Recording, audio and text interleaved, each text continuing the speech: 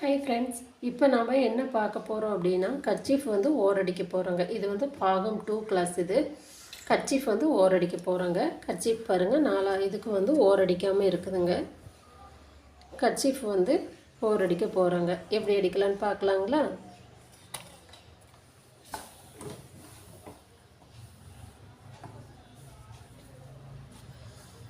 சின்னதாக ஒரு மடிப்பு, இந்த இது இருக்குது இல்லைங்களா, இந்த இதுக்கிட்ட வந்து சின்னதாக ஒரு மடிப்பு மடிக்கணுங்க.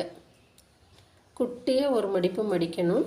அடுத்தது இன்னொரு சின்ன மடிப்பு, இன்னொரு மடிப்பு மடிக்கணுங்க. இதை வந்து இந்த ஓரத்துலேயே வந்து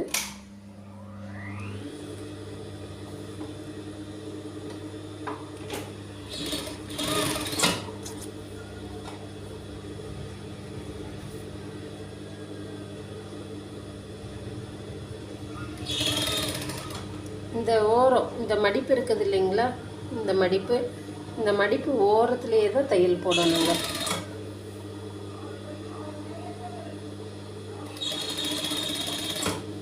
பொறுமையாக நிறுத்தி கொஞ்சம் ஒரு ஓரமாகவே வந்து லைட்டாக மடித்து லைட்டாக இப்படி, ரொம்ப துணி இழுக்கக்கூடாதுங்க. துணியை வந்து அப்படி ஃப்ரீயாக விட்டுறணும். பொறுமையாக பெடல் அமுத்தினாலே போதுங்க.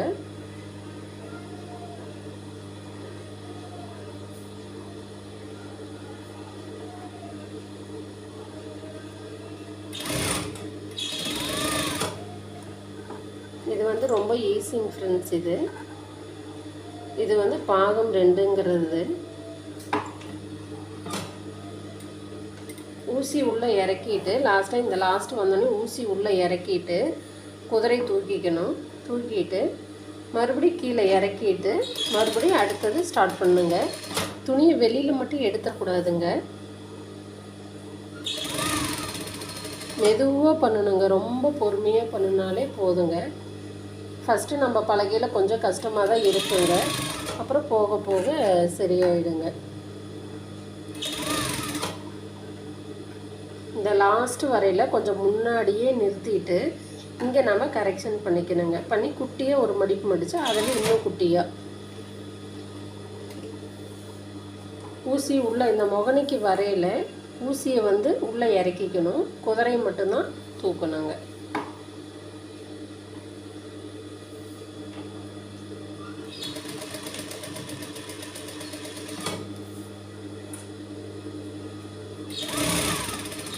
ரொம்ப ஸ்லோவாக செய்யுங்க. ஃபஸ்ட்டு வந்து நம்ம பலகையில் ரொம்ப மெதுவாக செஞ்சால் போதுங்க.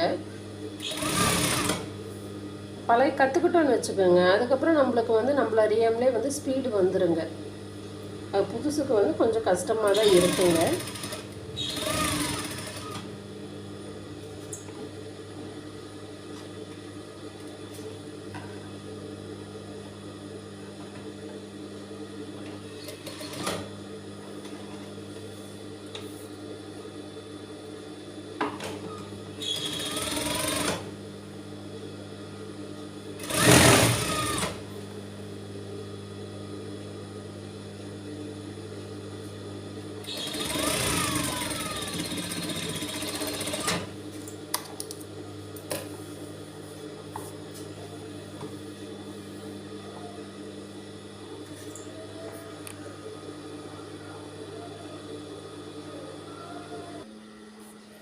இப்போ பாருங்கள் ஃப்ரெண்ட்ஸ், கர்ச்சீஃப் வந்து நம்ம அடிச்சிட்டோம். நம்ம 4 பக்கமும் அடிச்சிட்டோம். எவ்வளோ நீட்டாக இருக்குது பார்த்தீங்களா? முதல்ல பிசுறு பிசுறாக இருந்தது, இப்போ எவ்வளோ நீட்டாக இருக்குது.